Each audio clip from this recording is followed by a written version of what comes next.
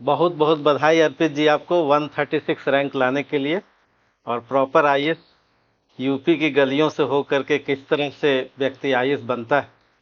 और सबसे बड़ी बात है कि हिंदी साहित्य में पूरे भारतवर्ष में सर्वोच्च अंक 289 अंक आपने प्राप्त किया है, इसके लिए और भी बधाई। और इसी के साथ साथ निबंध में भी 129 अंक, 129 अंक, शानदार हैंडराइटिंग। तो अर्पित जी की बहुत सारी खासियत है जिसमें इन्होंने बहुत बेहतर प्रबंधन के साथ आईएएस का एग्जाम पास किया है। समय का प्रबंधन, हैंडराइटिंग बहुत ही सुंदर अर्पित जी की। और इंटरव्यू में भी 171 अंक, शानदार अंक प्राप्त किया। और इसके पहले इन्होंने ही बताया था कि संवाद आईएएस से सुषमा सागर जी ने पिछले वर्ष 282 अंक ला करके इंडियन पुलिस सेवा, यानी हम लोग संवाद आईएएस में हिंदी साहित्य में प्रत्येक वर्ष सर्वोच्च अंक देते रहे। इसी शुभकामनाओं के साथ अर्पित जी को एक छोटी सी कहानी के साथ, एक बार की घटना है कि भीष्म पितामह बाणों की सैया पर सोए हुए थे और जब जीत चुके हैं महाभारत का युद्ध तो अर्जुन, कृष्ण और सब कोई आते हैं भीष्म पितामह से मिलने के लिए। और जब मिलते हैं भीष्म पितामह से तो श्री कृष्ण ने कहा अर्जुन से कि आशीर्वाद ले लीजिए आप भीष्म पितामह जी से। और युधिष्ठिर को भी कहा कि किस तरह से राजपाट चलाया जाता है भीष्म पितामह जी से लीजिए कुछ टिप्स। इतना सुनने के बाद भीष्म पितामह जी की आंखों से आंसू आने लगे। सबको ही आश्चर्य में, ऐसा क्यों हुआ? तो पूछा श्री कृष्ण ने भीष्म पितामह जी से कि आपकी आंखों में आंसू?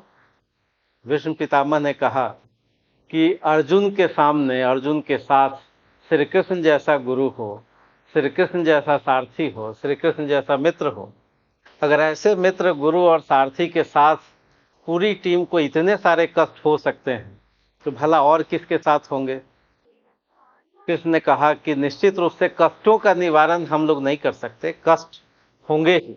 केवल इतना होता है कि अगर अच्छा मित्र, अच्छा मार्गदर्शक अगर होता है तो कष्टों से निकलने में काफ़ी सुविधा होती है और बहुत बेहतर तरीके से हम अपनी समस्याओं का निराकरण कर सकते हैं। तो अर्पित जी के सामने भी बहुत सारी कष्ट आए होंगे, बहुत सारी समस्याएं आई होंगी और मैं इसका साक्षात हूँ। मैं जानता हूँ कि किस तरह से और कितना पेशेंस के साथ इन्होंने टेस्ट दिया था 2022-23 और फिर उसके बाद लगातार 2 वर्ष सारे टेस्ट लिखना, कई बार तो अकेले लिखना।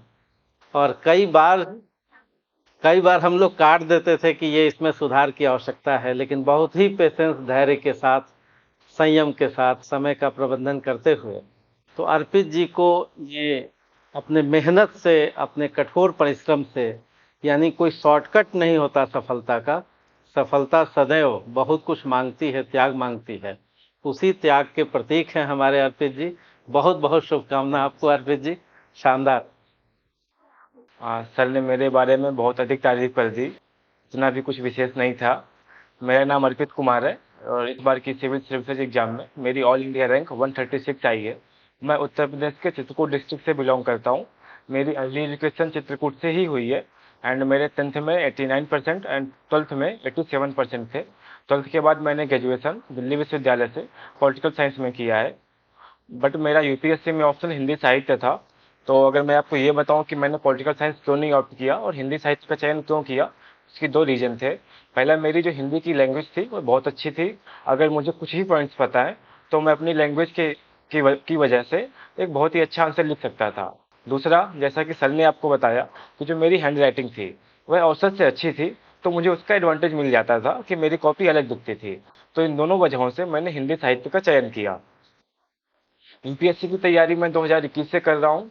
तो लगभग मई जून 2021 से मैंने तैयारी प्रारंभ की थी और 2022 मेरा पहला अटेम्प्ट था जहाँ मैं सी सेट फेल हुआ था। और सी सेट फेल होने के बाद मैं संवाद आईएएस में टेस्ट सीरीज ज्वाइन करता हूँ और मैंने लगभग पूरे साल टेस्ट सीरीज दी। और जैसा कि सर ने कहा कि लगभग मैं अकेले टेस्ट बैठ के देता था और वो एक अलग चैलेंज होता था।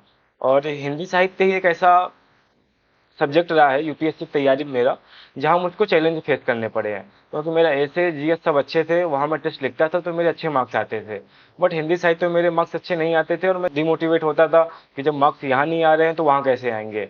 लेकिन जैसे कि मतलब सर ने बोला कि मैंने पेशेंस रखा और मैंने अपने हर टेस्ट से सीखा। लाइक कि अगर मेरे टेस्ट नंबर 6 में 100 नंबर आ रहे हैं तो मैं प्रयास करता था कि टेस्ट नंबर 7 में मेरे 110 नंबर तो आ ही जाएं। जब आप हर टेस्ट से सीखते हो, जो आपकी पुरानी गलतियां थी आप उनको मतलब रिपीट नहीं करते हो, तब आप प्रोग्रेस करते हो। और वही मेरे साथ हुआ। मैंने 2022 में भी टेस्ट सीरीज ज्वाइन की और जब मेरा इस बार का प्रीलिम्स निकल गया तब भी मैंने टेस्ट सीरीज ज्वाइन की और लगभग मैंने सारे टेस्ट यहाँ लिखे हुए हैं। और जैसे सर ने कहा कि मेरे हिंदी साहित्य में अच्छे मार्क्स हैं, 289 मार्क्स हैं, तो ये कैसे आए हैं इसका मेरे पास फुल प्रूफ है, कोई स्ट्रेटजी नहीं है। कुछ चीज़ें मैंने ट्राई की थी जो आप कर सकते हैं अगर आपको ठीक लगे, अगर ना लगे तो आप छोड़ सकते हैं। जैसे कि आप जो भी नोट्स पढ़ रहे हैं, जो भी पीडीएफ पढ़ रहे हैं, वो पढ़ना ही है, बट आपको उनके शॉर्ट नोट्स बनाना है। लाइक आपने भक्ति काल पढ़ा तो कबीर पर, जयसी पर, तुलसी पर, सूरदास पर आपके पास शॉर्ट नोट्स होने चाहिए ताकि आप उनको कम समय में रिवाइज कर सकें और आपके मन में याद रहे। साथ ही जब आप नोट्स बना रहे हैं तो एग्जाम्पल्स पक्का याद रखें। और जब तक आप एग्जाम्पल्स कोट नहीं करेंगे तब तक आपका आंसर में कुछ वैलिडिटी नहीं आएगी और आपको इवैल्यूएटर मार्क्स नहीं देगा। हो सके तो अपने जो पॉइंट्स हैं उनको नीले पेन से लिखिए और जो एग्जाम्पल्स हैं उन्हें काले पेन से लिखिए। जब मैं टेस्ट लिखता था तब चूंकि मेरा हिंदी साहित्य कोई बैकग्राउंड नहीं था और इतनी अच्छी मेरी साहित्यिक समझ भी नहीं थी, तो जैसे असाध्य वीणा हो या ब्रह्म राक्षस हो, इनको पढ़ने में मुझे बहुत चुनौतियों का सामना करना पड़ता था। लेकिन सर के साथ एक अच्छी बात यह थी कि वो स्वयं अपनी कॉपी चेक करते हैं। मतलब अगर आप टेस्ट लिखोगे तो सर के माध्यम से ही कॉपी चेक होगी, तो मैं उनसे मिल करके जो भी मुझे डाउट्स होते थे या कॉन्सेप्चुअल क्लैरिटी मेरे अंदर नहीं आती थी वो मैं समझता था। तो इसमें सर का भी विशेष योगदान है। और अगर मैं अपने निबंध के मार्क्स की बात करूं तो मेरे ऐसे में इस बार 129 मार्क्स आए हैं, जो कि आई थिंक अच्छे मार्क्स हैं। ऐसे में मैंने क्या किया, जो आप कर सकते हैं, आप जो कुछ पढ़ रहे हैं आपको प्रयास करना है कि आपने कुछ भी पढ़ा है तो वो आपके ऐसे में आना चाहिए। अगर आपने सत्य के साथ मेरी प्रयोग ऑटोबायोग्राफी पढ़ी है, आपने कोई भी अच्छी बुक पढ़ी है, तो जो वहाँ के अच्छे कोट्स हैं, जो आपके पास वहाँ से एक स्टोरी मिल रही है, आपको अपने ऐसे में शामिल करना है।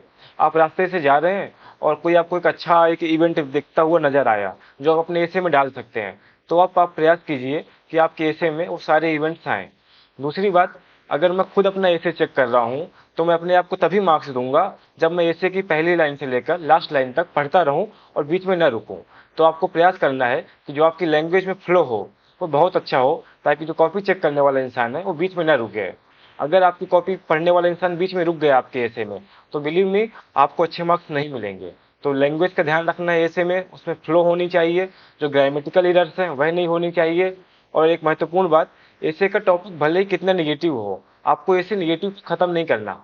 जैसे हमारे यहाँ ना सुखांत नाटकों की एक परंपरा रही है कि अंतिम में सब अच्छा हो जाता है, बॉलीवुड की मूवीज में अंतिम में सब अच्छा हो जाएगा। तो आपको भी प्रयास करना है कि जब आपका ऐसे के लास्ट के 2 पेज जाएं तो वहां पे आप उसको वीर रस में या शांत रस में खत्म करेंगे। आप ऐसे को निगेटिव मोड में खत्म नहीं कर सकते हैं। जब आप इवेल्युएटर को अच्छा फील कराएंगे तभी आपके मार्क्स भी अच्छे आएंगे। हिंदी साहित्य में मैंने ये पाया है 2 सालों में कि 250 260 मार्क्स आ जाते हैं जब आप थोड़ी मेहनत करते हैं, बट 260 के ऊपर मार्क्स नहीं आते हैं। इसके बहुत सारे रीजंस हैं कि हम प्रैक्टिस नहीं करते हैं जितनी प्रैक्टिस आवश्यक होती है। हम सिर्फ पीवाईक्यूज देखते रहते हैं, बट अगर आप पीवाईक्यूज बस देखते रहेंगे और नए क्वेश्चन पे आंसर नहीं लिखेंगे तो आपके अंदर एक क्रिएटिविटी नहीं आएगी। जब तक क्रिएटिविटी नहीं आएगी तब तक आपकी कॉपी अलग नहीं दिखेगी। और अगर आपको 280 प्लस लाने हैं तो जो आपकी आगे कॉपी लिख रहा है और जो आपकी पीछे कॉपी लिख रहा है, आपकी कॉपी उनसे अलग होनी चाहिए। इसका मतलब ये है कि आपको खूब सारे टेस्ट लिखने हैं और प्रैक्टिस करनी है और एक यही मानसिकता रखनी है, जैसा कि किसी कवि ने कहा है, कुछ लिख कर सो कुछ पढ़ कर सो, तो जिस जगह जागा सवेरे उससे आगे बढ़ कर सो। अर्थात आज के टेस्ट में कितने नंबर आए उससे फर्क नहीं पड़ता, अगले टेस्ट में उससे ज्यादा नंबर आने चाहिए।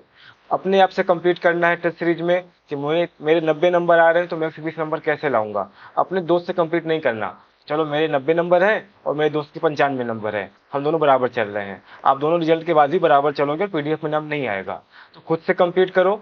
जो टेस्ट नंबर 1 में अगर कम मार्क्स है तो प्रयास करो कि 2 में बढ़ जाए, 2 में नहीं बढ़े तो 3 में बढ़ जाए। जब नहीं न बढ़ रहे हो तो आप सर से पर्सनल गाइडेंस लीजिए, जहां से भी पढ़ रहे हैं आप वहां बात कीजिए, जो आपकी कॉन्सेप्चुअल क्लैरिटी है उसको लाइए। और हिंदी साहित्य में एक ये भी मिथ है कि आपको हिंदी आती है, बहुत सारे बच्चों को हिंदी लिखना भी नहीं आता है।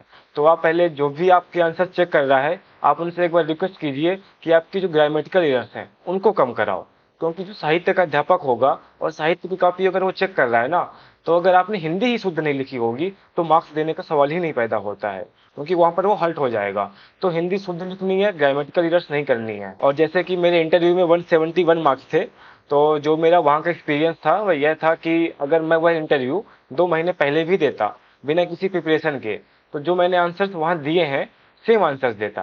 कहने का आशय यह है कि जो आपकी पर्सनैलिटी है, जो आपने 22-23 सालों में डेवलप की है, वही वहां पर रिफ्लेक्ट होगा। आप वहां प्रिटेंड नहीं कर सकते हैं, क्योंकि जैसे ही आप चेयर रूम के अंदर जाएंगे 5 आपको ऐसे लोग दिखेंगे कि आप स्ट्रेस फील करेंगे।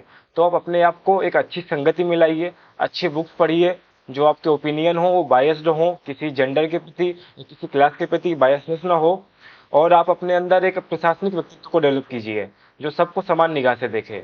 जब तक आपके अंदर ये सारे ट्रेड्स नहीं होंगे, तब तक आपको इंटरव्यू में अच्छे मार्क्स नहीं मिलेंगे। और हिंदी मीडियम में जो मेन समस्या आती है इंटरव्यू में या मेंस में, वो आती है कॉन्फिडेंस की। हम कॉन्फिडेंट नहीं रहते हैं, हमें लगता है कि जो इंग्लिश मीडियम के बच्चे हैं वो क्या पढ़ रहे हैं, उनके अंदर कौन सी ऐसी क्वालिटीज हैं कि उनकी ऑल इंडिया रैंक्स आ रही हैं, हमारी नहीं आ रही हैं। तो कॉन्फिड तो आप जो पढ़ रहे हो आप सही पढ़ रहे हो। आवश्यकता है कि आपने जो पढ़ा है आप उसको रिवाइज करते रहो, आप उसके नोट्स बनाओ, आप उसके टेस्ट दो, टेस्ट में मार्क्स कम आए फिर टेस्ट दो।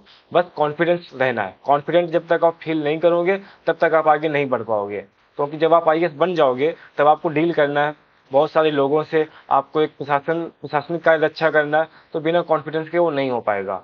और जो यूपीएससी का पूरा सेटअप है प्रीलिम्स मेंस और इंटरव्यू का, आपके अंदर कोई भी फॉल्ट है तो यूपीएससी आपको बाहर कर देगी। तो जैसा गांधी जी की ऑटोबायोग्राफी थी सत्य के साथ मेरे प्रयोग, वहां पर उन्होंने बताया कि वो डेली सीखते थे, आज की जो गलतियां हैं वो कल उनको नहीं दोहराते थे। तो आपको भी ऐसा ही करना है। आज जो कमियां आपके व्यक्तित्व में हो, आपकी जो प्रिपरेशन में आज जो कमियां हो, उन कमियों को आने वाले समय में 1 हफ्ते में, 2 हफ्ते में, 1 महीने में, 2 महीने में सुधारनी है। यानी कि निरंतर प्रोग्रेस करनी है, निरंतर इंप्रूवमेंट करना है। और जो हमारे अंदर एक नेचर होता है कि हम इंट्रोवर्ट होते हैं, शाईपन होता है हमारे अंदर, हमें लोगों से बात करना पसंद नहीं होता या हम हेजिटेट करते हैं, ऐसे स्वाभाविक है, क्योंकि हमारी स्कूलिंग या कॉलेज बहुत अच्छे कॉलेजेस से नहीं होता है। बट जब आप प्रिपरेशन कर रहे हैं तो आप अच्छे दोस्त बनाइए, उन दोस्तों के साथ आप बात कीजिए, और हो सके तो दोस्त दोनों जेंडर के हों, मेल भी हों फीमेल भी हों, ताकि आपको जो ओवरऑल डेवलपमेंट है वह हो सके। और दूसरी बात मैं कहूंगा, हिंदी मीडियम पे टॉप 500 में बहुत कम सिलेक्शन है, 5 या 6 ही है। इसका मतलब कहीं से ये नहीं है कि आप डिमोटिवेट हो जाएं और आप अपने लैंग्वेज को बिना देखे हुए इंग्लिश मीडियम का चयन कर लें। आप किसी भी मीडियम में रहें, मीडियम आपको सिलेक्शन नहीं कराता। जो आपके अंदर क्वालिटीज हैं, लाइक आपकी लैंग्वेज स्ट्रांग होनी चाहिए, आपकी जो कॉम्प्रिहेंशन स्किल्स है वो स्ट्रांग होने चाहिए। तो बिना मीडियम चेंज किए हुए अपने आप का विकास करना है, अपने आप के अंदर स्किल्स सीखनी है। और अंत में मैं यही कहूंगा, सपने बड़े देखना है। अगर आपने छोटे सपने देखा तो वो पूरे भी हो जाएंगे तो सेटिस्फेक्शन नहीं मिलेगा। और जब आप एक बार बड़े सपने देख ले तो उनको पूरा करने के लिए दिन रात मेहनत करनी है, और जब तक वो पूरा ना हो जाए तब तक शांति से नहीं रहना है। उसके बाद जो सुकून मिलेगा सपनों को पूरा करने के बाद, और उसके बाद जो नींद आएगी वो अलग लेवल की होती है। Thank you.